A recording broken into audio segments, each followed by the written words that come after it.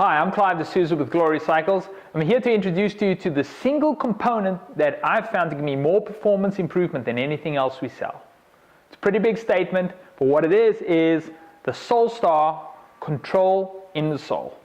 It's a pretty simple situation really, in that your shoes are your major connection to the bike, and they are potentially one of the biggest areas where you could have power loss, right? So the majority of us have odd-shaped feet, which at some point in time during a pedal stroke have like a sort of air bubble or a possibility for your foot to rock. And this is what the SOLESTAR address. They address the collapse of your foot during the key power moment of the pedal stroke, which is right up, coming over the top. It's like somewhere around about 1 o'clock.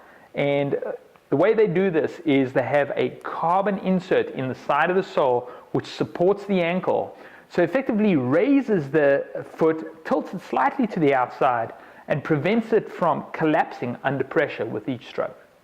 So testing these, I found very definitely almost like an exact translation, nothing lost there in terms of how they were described to me. They did exactly as I was told they would, and I was very pleased with the result.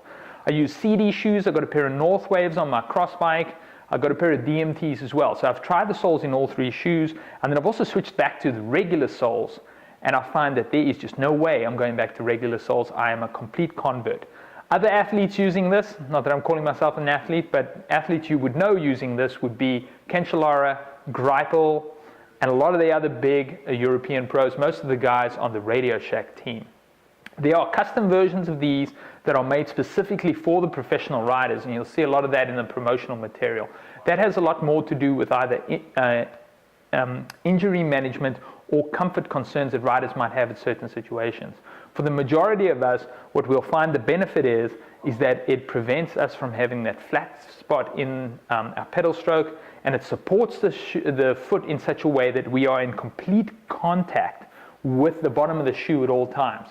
It does require the rider raises their saddle approximately 2 millimeters. I'll go over a couple of the features because it is pretty in-depth product.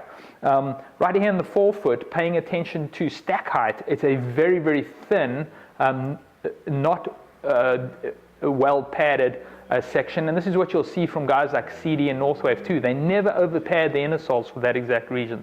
Ventilated. Coming up into the side over here, you have what they call the Kontrol Delta. So you have it built up pretty much with a little bit of extra padding on the outside of the foot to stop your outside of your foot from rocking over.